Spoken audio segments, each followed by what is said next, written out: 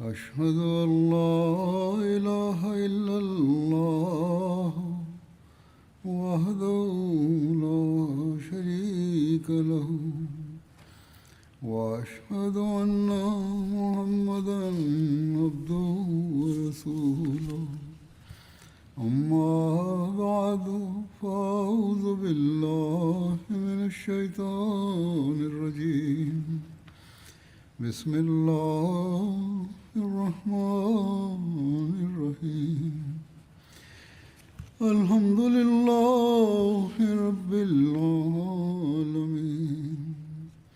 الرحمن الرحيم مالك يوم الدين إياك نعبد وإياك نستعين اهدنا الصراط المستقيم صراط الذين أنعمت عليهم غير المغضوب عليهم ولا الضالين. After reciting the Tashahhud, Ta'awuz and Surah Al-Fatiha, Hazrat Khalifatul Masih V, Ayyadahullahu Ta'ala binasrihil Aziz stated that today I will continue mentioning details pertaining to the incidents from the conquest of Makkah. The following are the details concerning the length of the Holy Prophet, peace and blessings of Allah be upon him, stay in Makkah. After his arrival in Makkah and the conquest of Makkah, the Holy Prophet, peace and blessings of Allah be upon him, remained there for a few days. However, there are varying accounts about the actual length of his stay.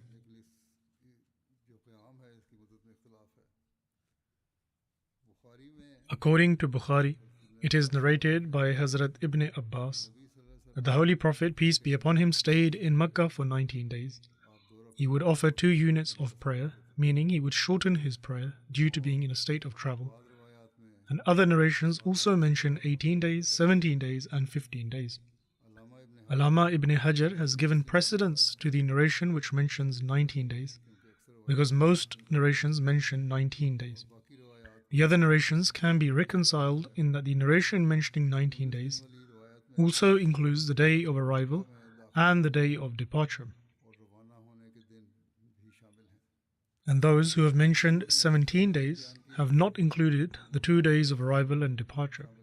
And the narrators who have related 18 days have included only one of those days, whereas those narrators who have conveyed 15 days have taken the narration regarding 17 days as their basis and have then subtracted the days of arrival and departure, thus stating it as a total of 15 days.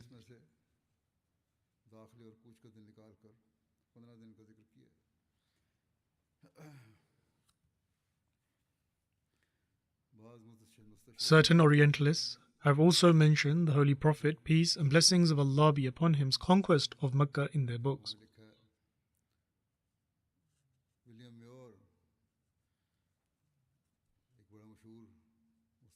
William Muir was a renowned Orientalist from Scotland, and whilst mentioning the conquest of Makkah in his book, The Life of Muhammad,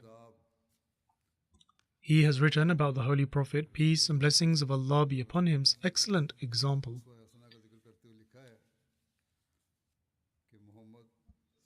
He writes that it was indeed for his own interest to forgive the past, that is, to forgive all the transgressions committed by the people, and cast into oblivion its slights and injuries. After saying this, he cannot help but to say and accept the following reality. And he writes, but this did not the less require a large and generous heart.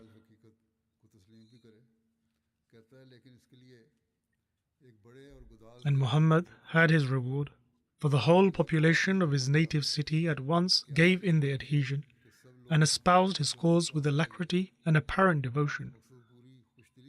Within a few weeks we find 2,000 of these citizens fighting faithfully by his side.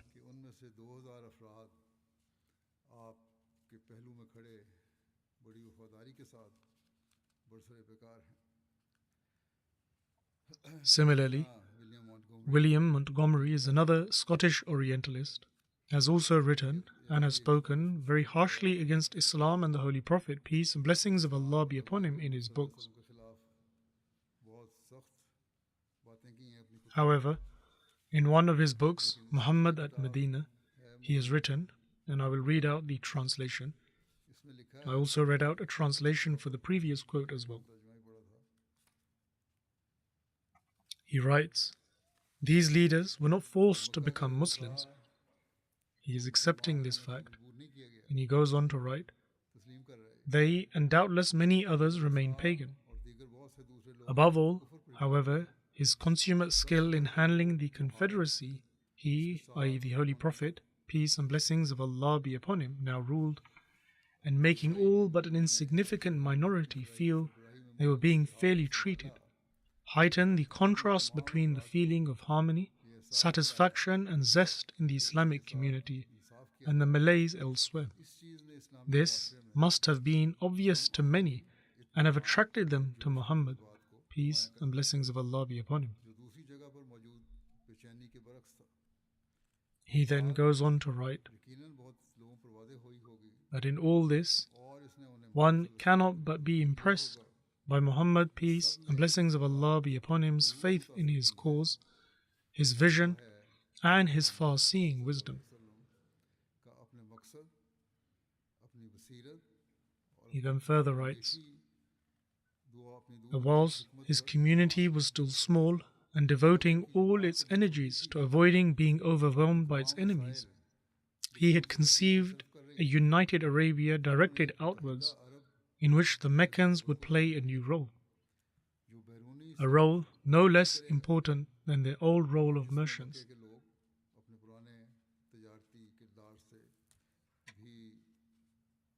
And now, practically all of them, even the greatest, had submitted to him.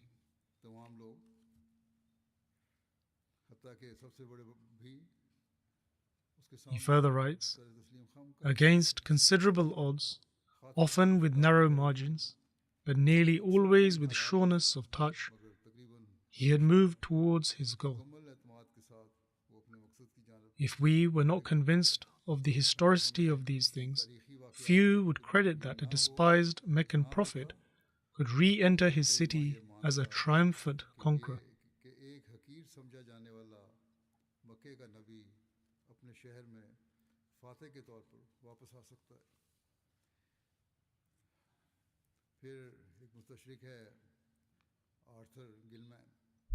Then there is another Orientalist named Arthur Gilman from America, who was also quite renowned. And whilst mentioning the conquest of Mecca in his book, The Saracens, he has deemed the Holy Prophet, peace and blessings of Allah be upon him's general amnesty, his excellent example, and tolerance as being extremely exemplary.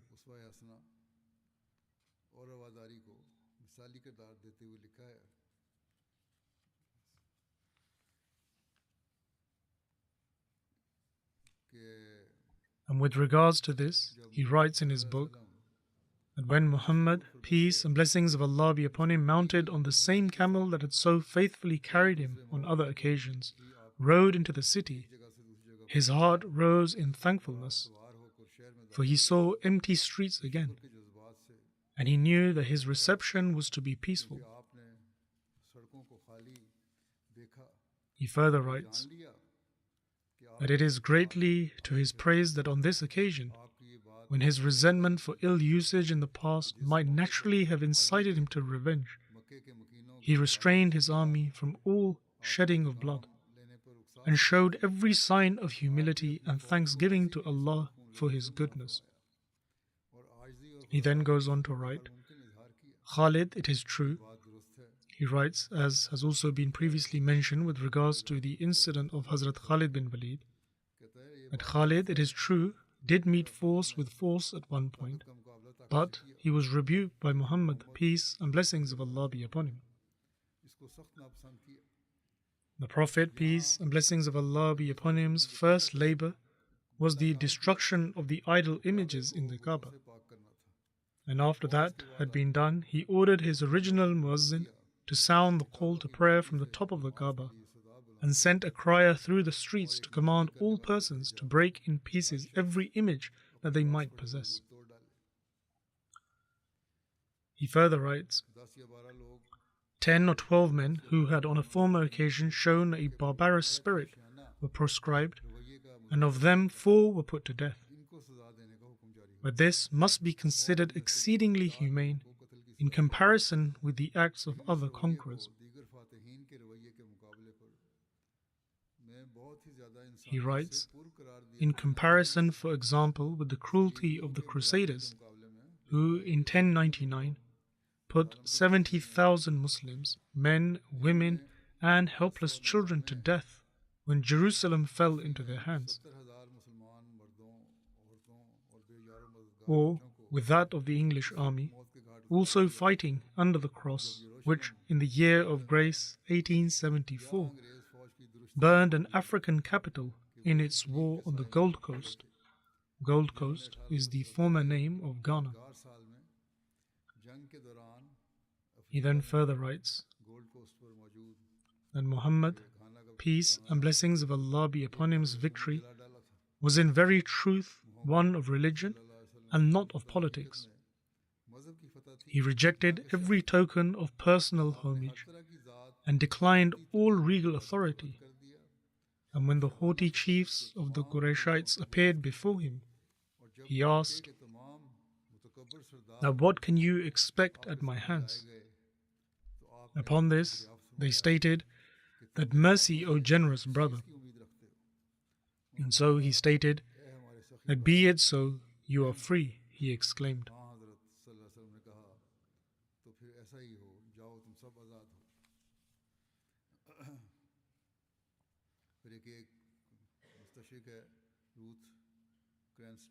Then there is another Orientalist, Ruth Cranston, who is also from America. And whilst mentioning the conquest of Mecca in her book, World of Faith, she is a female author, she writes that on a day early in the year 630, the man who had been stoned and hooted from the town 10 short years before, accompanied by one terrified companion, now led his 10,000 seasoned troops into the city of Mecca. Muhammad, peace and blessings of Allah be upon him, had given orders that there should be no killing. The inhabitants were to be treated kindly. But his men were attacked in spite of all the Meccan promises and undertakings. And the Prophet, peace and blessings of Allah be upon him, had difficulty in restraining Khalid, who was now the commander of his forces, from stern reprisals. Here she is exaggerated in saying this, because there were no assurances and the Meccans were the first to attack. But in any case, such prejudice typically manifests in one way or another. She then further writes, the 2 Muslims and 28 Meccans were killed. Imagine the carnage at such a time and on such an occasion if another leader had been in command. Here she is compelled to accept the reality. She then goes on to write that as soon as the Muslim troops were in control of the city, Muhammad changed his uniform for the white pilgrim robes. He performed the regulation pilgrim's rites 7 times round the Kaaba. Then he called for the surviving companions, those who had risked all again and again for his cause, to stand beside him during the great event of the day and of his life. One by one, the 360 stone images, including the detested Hubal, were brought out of the shrine and dashed to pieces. With each destruction, Muhammad, peace and blessings of Allah be upon him, cried aloud, "Truth is come, and falsehood is vanished."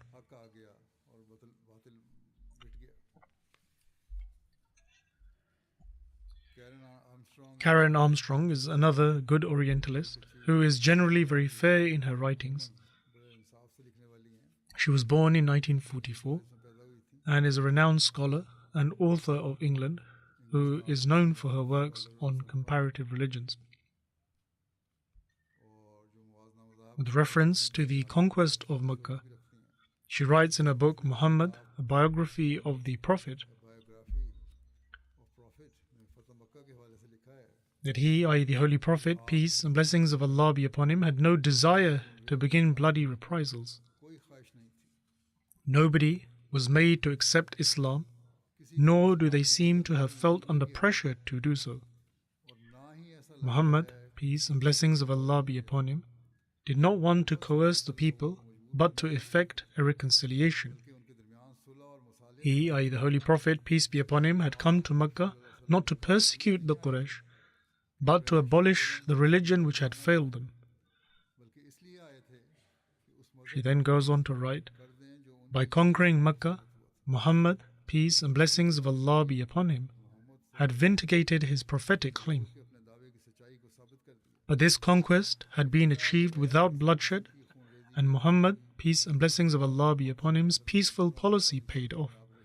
Within a few years, paganism was quite dead in Mecca, and some of Muhammad, peace be upon him's most committed enemies, like Ikrimah and Suhail, became devout and fervent Muslims.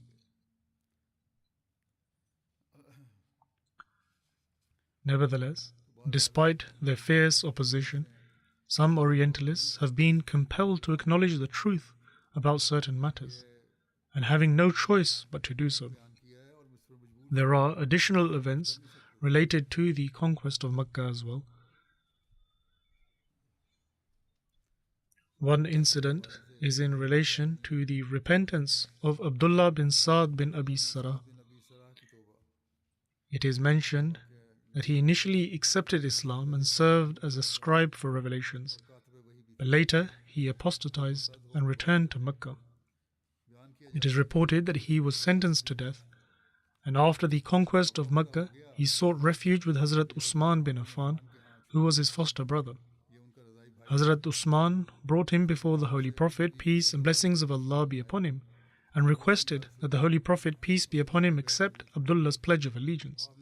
The Holy Prophet remained silent for some time, and then accepted his bay'at. When Abdullah bin Abi Sarah had left, the narrator mentions that the Holy Prophet, peace be upon him, remarked to his companions that I remained silent, expecting one of you to rise and swiftly execute him. The companions asked, O Messenger of Allah, peace be upon him, why did you not give us a signal? To this, the Holy Prophet, peace be upon him, replied that it is not fitting for a prophet to signal towards killing someone. And according to some narrations, the Holy Prophet, peace be upon him, stated that it is not permissible for a prophet to commit treachery with the eyes. In any case, such narrations, along with similar ones, are found in certain historical books, hence they are mentioned here. However, these accounts are doubtful, and the exemplary patience and character of the Holy Prophet, peace and blessings of Allah be upon him, prove that such narratives are likely fabricated.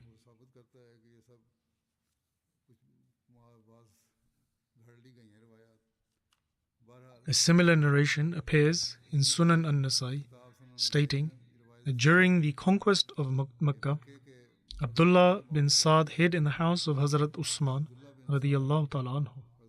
And when the pledge of allegiance for the general public was announced, Hazrat Usman brought Abdullah and requested the Holy Prophet, peace be upon him, to accept his pledge. The Holy Prophet, peace be upon him, raised his blessed head, looked at him, and refused 3 times. And afterwards, doing the same action 3 times, he finally accepted his pledge. Then he addressed the companions and said that was there no wise person among you who, upon noticing my refusal to accept his pledge, would have stood and executed him? The companions replied that, O Messenger of Allah, peace be upon him, how could we know what is in your heart? Why didn't you give us a signal with your eyes? Upon this, the Holy Prophet, peace be upon him, stated that it is unbecoming of a prophet to deceive with his eyes. Nevertheless, even this narration from Sunan an-Nasai is not necessarily authentic. This tradition is also found in Sunan Abi Dawud, but another narration within Abu Dawud omits any mention of execution. This narration is as follows: that Hazrat Ibn Abbas narrates that Abdullah bin Sa'd bin Abi Sarah was a scribe for the Holy Prophet, peace and blessings of Allah be upon him. But Satan misled him, causing him to side with the disbelievers. On the day of Makkah's conquest, the Holy Prophet, peace be upon him, ordered his execution, and Hazrat Usman bin Affan interceded for his protection, upon which the Holy Prophet, peace be upon him, granted it.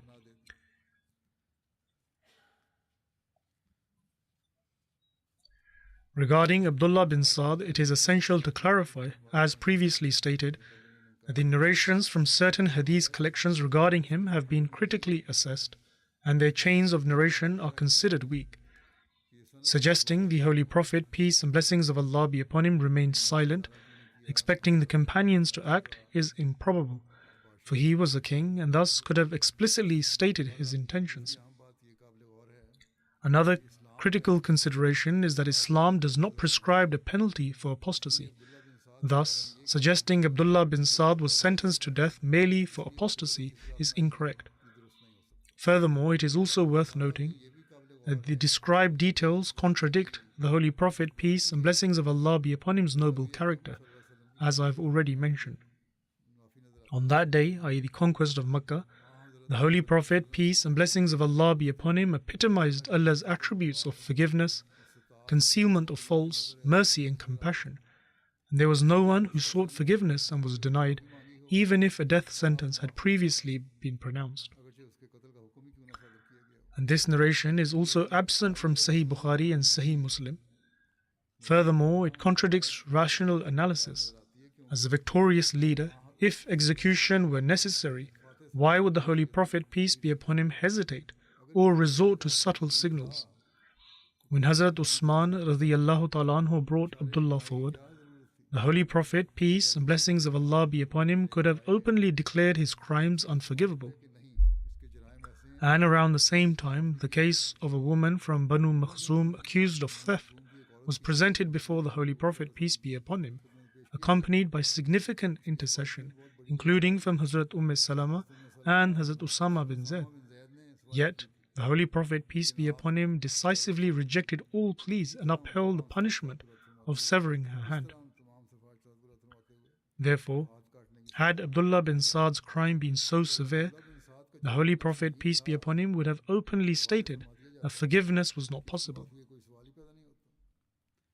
Attributing to the Holy Prophet, peace be upon him, such actions that contradict basic ethical principles and traditions is unacceptable. It is fallacious to claim that when he came to pledge allegiance, the Holy Prophet, peace be upon him, remained silent, hoping that someone would kill him. Furthermore, when this did not happen, the Holy Prophet, peace be upon him, questioned the companions, who replied that he need only signal to them with his eye. However, he refrained from doing so because a prophet does not deceive with his eyes. Through this narration, people wish to assert that, God forbid, the Holy Prophet, peace be upon him's true desire was for someone to kill him. However, he did not openly express it. Thus, this narrative inherently undermines its authenticity. The exalted character of the Holy Prophet, peace and blessings of Allah be upon him, is far above such attributions. The Holy Prophet, peace be upon him, was firm and resolute in implementing Allah's laws and cared nothing for others' opinions or reactions when justice was concerned. Yet, he was softer than silk when it came to forgiveness and mercy, harboring no resentment or bitterness. Therefore, narratives surrounding Abdullah bin Sa'd's allegiance are questionable, and some historians and biographers have rightly rejected these accounts. In his commentary of verse 15 of Surah Al-Mu'minun, Hazrat Muslim Maud radiyallahu ta'ala anhu mentions the following incident in the following manner. He writes that a historical event is associated with this verse, which seems necessary to mention here. He writes that the Holy Prophet, peace be upon him, had a scribe of revelation whose name was Abdullah bin Abi Sarah, and when a revelation was sent down to the Holy Prophet, peace be upon him, he would call him and have it written. One day, the Holy Prophet, peace be upon him, was having these verses written down. When he reached the verse, then we developed it into another creation. The words, "So blessed be Allah, the best of creators," spontaneously came out of the scribe's mouth. And the Holy Prophet, peace be upon him, said that this indeed is the revelation. Write it down. But that unfortunate man did not realize that as a natural conclusion to the previous verses, these words flowed appropriately.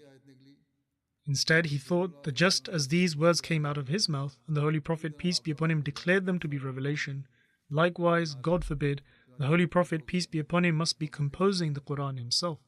And as a result, he became an apostate and went to Mecca. On the occasion of the victory of Mecca, among those whom the Holy Prophet, peace be upon him, had ordered to be killed was Abdullah bin Abi Sarah. However, Hazrat Usman had given him protection, and he remained hidden in his house for 3 days. One day, while the Holy Prophet, peace be upon him, was taking the oath of allegiance from the people of Mecca, Hazrat Usman radiallahu ta'ala anhu brought Abdullah bin Abi Sarah before him and requested that his oath of allegiance be accepted. The Holy Prophet, peace be upon him, hesitated for a moment, but then accepted his oath of allegiance, and in this way he re-entered Islam.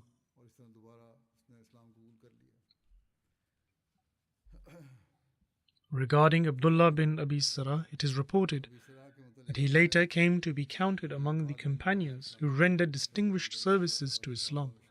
He also served as the governor of Egypt and was the one who led the conquest of a region in Africa.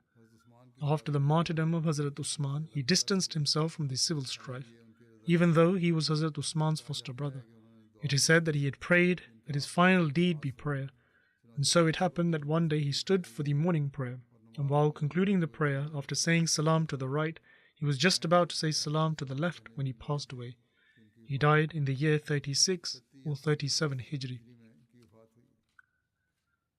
Then there is the account of Ikrimah bin Abi Jahl accepting Islam. Ikrimah bin Abi Jahl was among those whose killing the Holy Prophet, peace be upon him, had ordered on the occasion of the conquest of Mecca. Ikrimah and his father used to harm the Holy Prophet, peace and blessings of Allah be upon him, and were extremely harsh towards the Muslims. When he found out that the Holy Prophet, peace and blessings of Allah be upon him, had ordered his execution, he fled towards Yemen.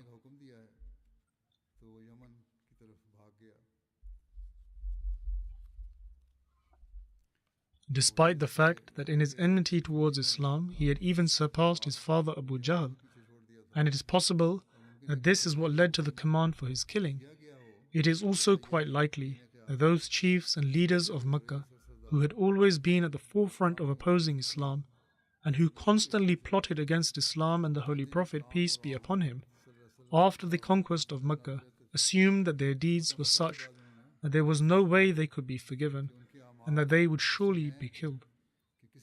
And so, assuming this, they fled on their own. But in reality, they had no expectation of the Holy Prophet, peace and blessings of Allah be upon him's extraordinary mercy, pardon and forgiveness, nor any real understanding of it. That is why they thought it was best to save their lives and escape. But as they came to know more about the Holy Prophet, peace be upon him's unparalleled forgiveness and grace, they began to feel drawn back towards Mecca and returned to the Holy Prophet, peace be upon him, and presented themselves before him. In any case, Ikrimah was among those prominent opponents who fiercely resisted the Muslim army, even at the time of the conquest of Mecca. He gathered a group with him that included the brave young men of Mecca, among whom was Suhail bin Amr and Safwan bin Umayyah, and they drew their swords, declaring that they would not allow the Muslims to enter Mecca. They firmly confronted the battalion of Hazrat Khalid bin Walid, but after more than 20 of the young men were killed, all of them fled from there, and Suhail, Safwan and Ikrimah, all three fled from Mecca. In historical accounts, it is mentioned that Ikrimah had decided to travel to Yemen by sea.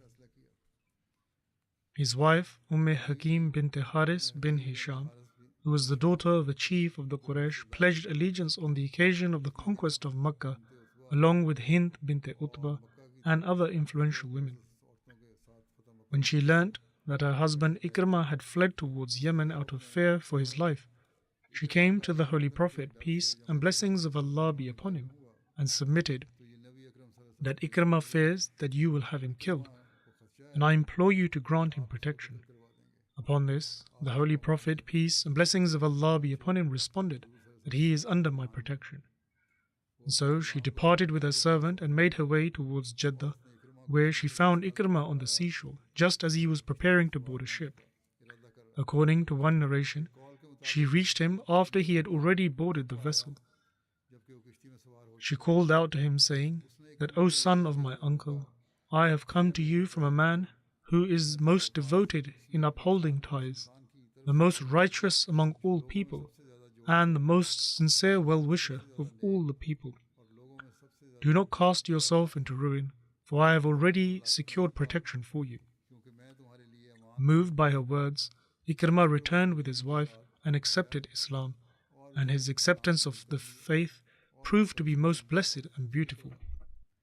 It is narrated that when Ikrimah presented himself before the Holy Prophet, peace be upon him, he submitted that, O Muhammad, peace and blessings of Allah be upon him, my wife has informed me that you have granted me protection, meaning you have permitted me to remain in Makkah even while I remain in a state of disbelief, and not on the condition that I accept Islam. The Holy Prophet, peace be upon him, replied that you have indeed spoken the truth. You are under my protection. At this, Ikrimah declared that I bear witness that there is none worthy of worship except Allah. He is one and has no partner, and you are his servant and his messenger. Then he lowered his head in embarrassment. The Holy Prophet, peace be upon him, then said that, O Ikrimah, today whatever you ask of me, if it is within my power, I shall surely grant it to you. Ikrimah submitted, then pray for the forgiveness of all the enmity I harbored against you. Upon this, the Holy Prophet, peace and blessings of Allah be upon him, offered the following prayer, that, O Allah, forgive every instance of hostility that Ikrimah displayed towards me, and every ill word or deed he committed. The Holy Prophet, peace and blessings of Allah be upon him, was so pleased that he then placed his own cloak upon Ikrimah and declared with affection and honor that, welcome to the one who has come to us as a believer and a migrant in the cause of God.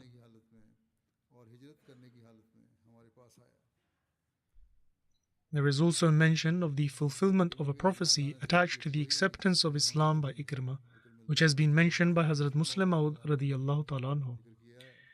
He writes that with the acceptance of Islam by Ikrimah, a prophecy was fulfilled, one that the Holy Prophet, peace be upon him, had conveyed to his companions many years earlier. The Holy Prophet, peace be upon him, stated that I saw in a dream that I was in paradise. There I saw a cluster of grapes and asked the people around me, for whom is this fruit? Someone replied that it is for Abu Jahl, and this seemed strange to me, and I thought that how can this be? For no one enters paradise except the believers. How then is Abu Jahl to receive grapes in paradise? But when Ikrimah accepted Islam, the Holy Prophet, peace be upon him, explained that cluster was meant for Ikrimah, and in the dream God mentioned the name of the father in place of the son, something which is commonly found in dreams. Then in relation to Habar bin Aswad's fleeing and then later accepting Islam, it is written that Habar bin Aswad was known in the days of ignorance, i.e. the Jahiliyyah, for his eloquence, and he would often incite the people against the Holy Prophet, peace be upon him. Moreover, he was a person of extremely foul morals. When the daughter of the Holy Prophet, peace be upon him, Hazrat Zainab, undertook her migration to Medina, she was expecting at the time. Habar bin Aswad caused her camel to be startled, resulting in her falling from the mount, and caused the miscarriage of her unborn child. Due to this injury, she remained in a state of illness until the end of her life. Owing to this, the Holy Prophet, peace be upon him, had given a directive for him to be slain wherever he might be found. At the time of the conquest of Makkah, in fear of retribution, Habar fled from Makkah and went into hiding among the wilderness and deserts. After the conquest of Makkah and the subsequent return of the Holy Prophet, peace be upon him, to Medina, Habar ventured to present himself before the Holy Prophet, peace be upon him. When he approached, the companions recognized him and immediately informed the Holy Prophet, peace be upon him, that Habar was coming. The Holy Prophet, peace be upon him, replied that, yes, I have seen him. Do not take any action against him. Habar then drew near and submitted that, O Messenger of Allah, peace be upon you, I bear witness that there is none worthy of worship except Allah, and I bear witness that you are His messenger. I have fled from you, wandering through various places, and even sought refuge among non-Arabs. But then I recalled your grace, your forbearance, and the kindness you extend even to those who transgress against you. O Messenger of Allah, peace be upon him, we were once idolaters, and it is through you that Allah has guided us and delivered us from ruin. I implore you to forgive my transgressions and the pain I have caused you. I confess my misdeeds and sins. The narrator relates that at that moment he observed the countenance of the Holy Prophet, peace be upon him. The Holy Prophet, peace be upon him, overwhelmed by modesty and compassion, lowered his gaze in silence, and after a pause he said, I have forgiven you. Verily Islam wipes away all previous sins. Hazrat Muslim Maud radiyallahu ta'ala anhu has also recorded this incident, stating that among those individuals for whom the Holy Prophet, peace be upon him, had issued orders of the death penalty was a man who had become the cause of the demise of the Holy Prophet's noble daughter, Hazrat Zainab. This man's name was Habbar, and during the migration of Hazrat Zainab, he had severed the girth strap of her camel's saddle, a strap that secures the saddle firmly. As a result, Hazrat Zainab fell from the camel, leading to the miscarriage of her unborn child, and not long thereafter she passed away. This grievous act, in addition to other crimes he had committed, rendered him deserving of death. However, this very individual later came into the blessed presence of the Holy Prophet, peace be upon him, and submitted that, O Prophet of Allah, I had fled from you and journeyed towards Persia, but then I reflected and thought to myself, it is through this Prophet that Allah the Almighty has removed from us the darkness of shirk and saved us from the spiritual destruction. Why should I seek shelter among strangers, when instead I could go to him, confess my transgressions, and implore his forgiveness? The Holy Prophet, peace be upon him, stated that, O Habbar, when Allah has instilled the love of Islam within your heart, then why should I not forgive your sins? Go, for I have forgiven you. Indeed, Islam erases all that has gone before. How is it then that the Holy Prophet, peace be upon him, forgave him, and yet it is claimed that he did not forgive Abdullah and was asked whether a signal or gesture could have been made, and upon this the Holy Prophet, peace be upon him, stated that there was no need. Another individual was Ka'b bin Zuhair bin Abi Aslami, and in the 7th year of Hijrah, Ka'b and his brother Bujair arrived at a place called Abrak, a well belonging to the Banu Asad, located along the route from Basra to Medina. From there, Bujair journeyed on to Medina and accepted Islam, and this news greatly angered Ka'b, who then composed satirical verses against the Holy Prophet, peace be upon him. Although many narrations suggest that it was due to these satirical poems that the Holy Prophet, peace be upon him, ordered Ka'b's execution, but certain circumstantial details indicate a deeper matter, and that is that Ka'b and Bujair may have conspired to harm or assassinate the Holy Prophet, peace be upon him. It is surmised that Ka'b deliberately remained at a distance from Medina while sending his brother ahead with ill intent. However, Bujair embraced Islam, and upon hearing of his brother's conversion, Ka'b became extremely angry. However, later, when the Holy Prophet, peace and blessings of Allah be upon him, returned from the expedition of Taif, Bujair wrote to his brother, exhorting him to repent and submit himself to the Holy Prophet, peace be upon him. For the Holy Prophet, peace be upon him, was known to forgive everyone who would come to him in a state of repentance. And so, having no alternative other than presenting himself before the Holy Prophet, peace be upon him, Ka'b composed a qasida, a poem in praise of the Holy Prophet, peace be upon him. And the opening verse of this poem was that Su'ad has departed and my heart today is torn with grief. Ka'b then travelled to Medina and stayed with an acquaintance of his. And the next morning, that acquaintance brought him to the Holy Prophet, peace and blessings of Allah be upon him. After the Holy Prophet, peace and blessings of Allah be upon him, had completed the morning prayer, the companion pointed out the Holy Prophet, peace be upon him, to Ka'b and said, "This is the Messenger of Allah, peace be upon him. Stand and seek his protection." Ka'b rose, sat before the Holy Prophet, peace and blessings of Allah be upon him, and placing his hand in the blessed hand of the Holy Prophet, peace be upon him. None among the companions present recognized him. He then addressed the Holy Prophet, peace and blessings of Allah be upon him, and stated, O Messenger of Allah, peace be upon him, Ka'b bin Zuhair seeks protection and forgiveness, having repented, and wants to come to you. If I were to bring him before you, would you accept his repentance? Upon this, the Holy Prophet, peace be upon him, replied that yes. At this, Ka'b declared that I am Ka'b bin Zuhair. Hearing this, an Ansari companion rose and said that, O Messenger of Allah, peace be upon him, hand over this enemy of God to me, so that I may strike his neck. But the Holy Prophet, peace and blessings of Allah be upon him, responded with compassion and said that let him be, for he has come in repentance and regret. Ka'b then recited his poem, and when he reached the couplet which stated that verily the Messenger of Allah, peace and blessings of Allah be upon him, is a radiant light by which guidance is sought, and a sharp, unsheathed Indian sword from among the swords of Allah.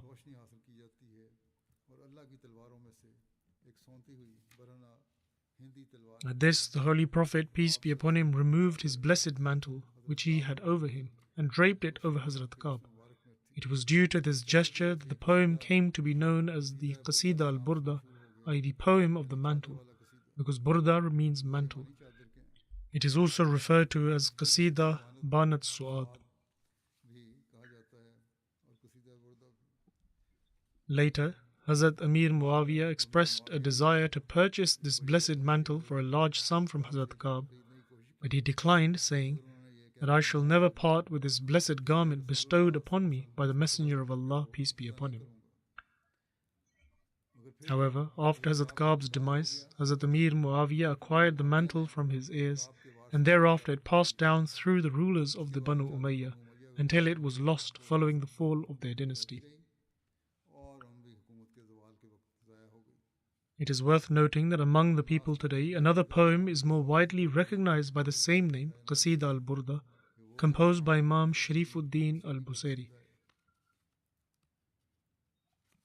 It is said that when he wrote this poem in praise of the Holy Prophet, peace be upon him, the Holy Prophet, peace be upon him, appeared to him in a dream and wrapped him in his blessed mantle. When he woke, the mantle was reportedly still on his shoulders, and he, having been paralyzed, was miraculously healed. This, however, is a story that is narrated and passed down, and such accounts do appear from time to time. In any case, there are numerous examples of staunch opponents who ultimately accepted Islam and were forgiven, and inshallah these accounts shall be mentioned in the future. From next Friday, inshallah, the Jalsa Salana of the Ahmadiyya Muslim community in the UK will also begin. Pray for that as well, and may Allah the Almighty bless the Jalsa with His grace and continue to bestow His blessings on each and every program. May Allah the Almighty protect against every mischief maker, every harmful person, and anyone with the intent to cause harm. May Allah the Almighty bring safely all those guests who are coming from within the country or from abroad, and may He keep them in His protection in every way while they are here. May Allah the Almighty grant every host the ability to fulfill the duty of hospitality, whether the guests are coming personally to stay with individuals or are being hosted under the Jamaat's formal hospitality arrangements.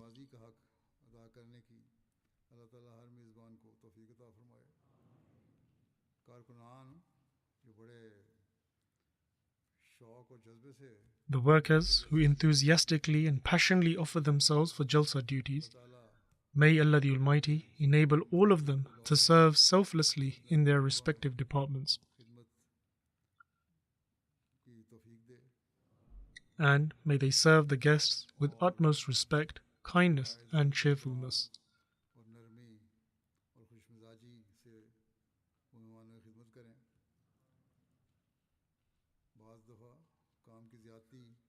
At times, due to the burden of work and lack of sleep, the cheerful spirit of some workers may waver.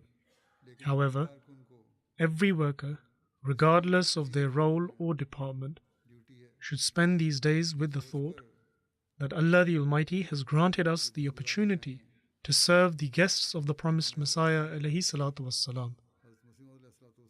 And therefore, we shall uphold our passion to offer every kind of sacrifice for this. And also, to not show any kind of wrong attitude, and also to always maintain smiles on our faces.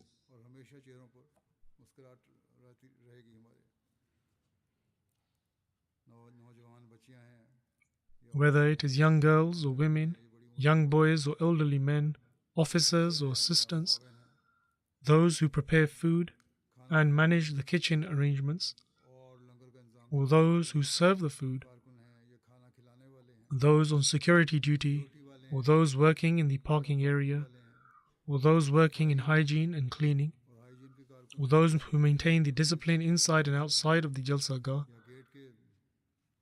and the workers assigned at the entrance gates, or the girls serving in the children's marquee, or the girls, boys, men and women serving in the main Jalsagah, they all must carry out their duties with a smile on their face at all times. May Allah the Almighty grant them this ability. At the same time, a vigilant eye should also be maintained on everyone, so that no one can even have the courage to spread any kind of mischief or harm. May Allah the Almighty enable all workers to serve in the best possible manner and become the recipients of His blessings.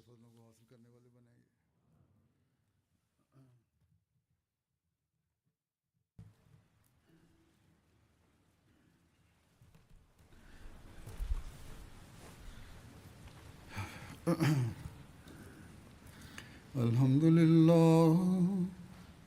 لله نحمده ونستعينه ونستغفره ونؤمن به ونتوكل عليه ونعوذ بالله من شرور أنفسنا ومن سيئات أعمالنا من يهده الله فلا مضل له ومن يضلل فلا هادي له ونشهد أن لا إله إلا الله ونشهد أن محمدا عبده ورسوله عباد الله رحمكم الله إن الله يأمر بالعدل والإحسان وإيتاء ذي القربى وينهى عن الفحشاء